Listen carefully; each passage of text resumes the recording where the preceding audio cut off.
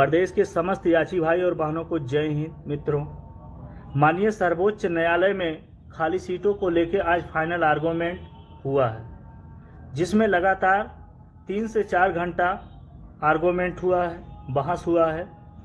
वरिष्ठ से वरिष्ठ अधिवक्ता पेटिशनर के तरफ से इंगेज थे पक्ष को रखने के लिए।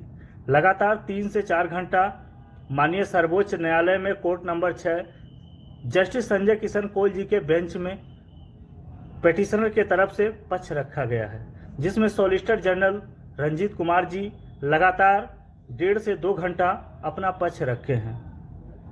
जस्टिस संजय किशन कौल जी के द्वारा तमाम दलीलों को इग्नोर भी किया गया है। दोपहर तक लंच के पहले सब कुछ ठीक ठाक चल रहा था।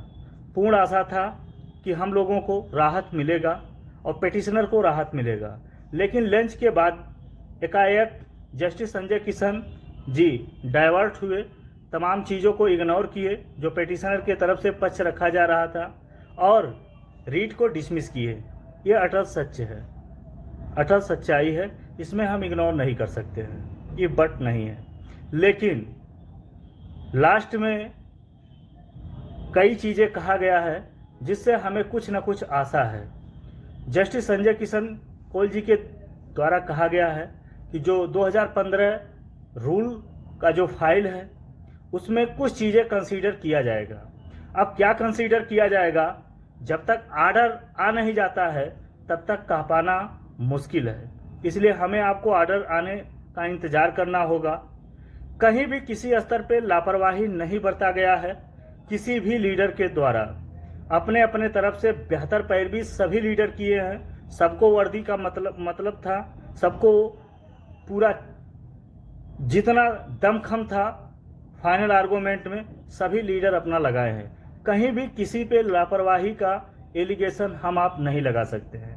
अपने तरफ से अधिवक्ता भी, एवार, जूनियर, लीडर और प्रदेश के जितने भी हमारे सदस्य गण हैं, याची भाई बहन, सब सहयोग किए हैं। सबके साथ और सहयोग से 3 से 4 घंटा हमारे वरिष्ठ से वरिष्ठ अधिवक्तागण न्यायालय के सामने पक्ष रखे हैं। अब विधाता को क्या मंजूर है, सत्य हारता है कि जीतता है, जजमेंट आने के बाद पता चल जाएगा। लेकिन जब तक जो चीज़ हमारे आपके सामने नहीं आता है तब तक फाइनली रूप से हम कुछ नहीं कह पाएंगे, क्योंकि दोपहर तक काफ़ी सकारात्मक आर्गूमेंट चला है।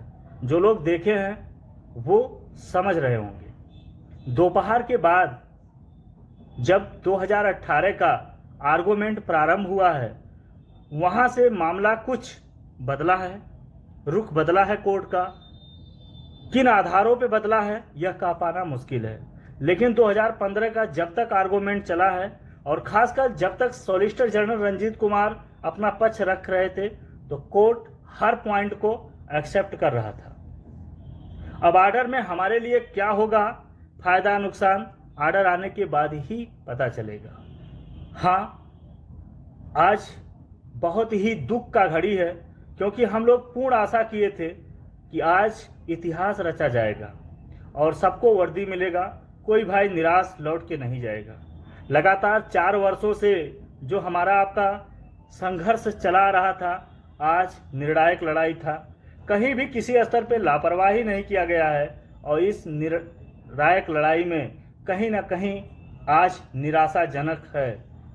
जब तो कोर्ट अलाउ कर दिया होता तो शायद आज कुछ और ही दिन होता। बहुत दुर्भाग्य की बात है, जमीन से, पैर से नीचे से जमीन खिसक गया है। इतना दुख है, दर्द है कि व्यक्त कर पाना काफ़ी मुश्किल है। हमारा आपका जो टीम था एक परिवार की तरह था। जितने भी हमारे सदस्यगण, भाई बहन, लीडर हैं, सब एक दूसरे से लगातार टच में थे, वार्ता था। 4 वर्ष समय बीत गया, पता नहीं चला। काफ़ी दुख है, अपार दुख है। इस दुख के घड़ी में भी हमारे तमाम हजारों भाई बहन फ़ोन कर रहे हैं और जवाब देना पड़ रहा है।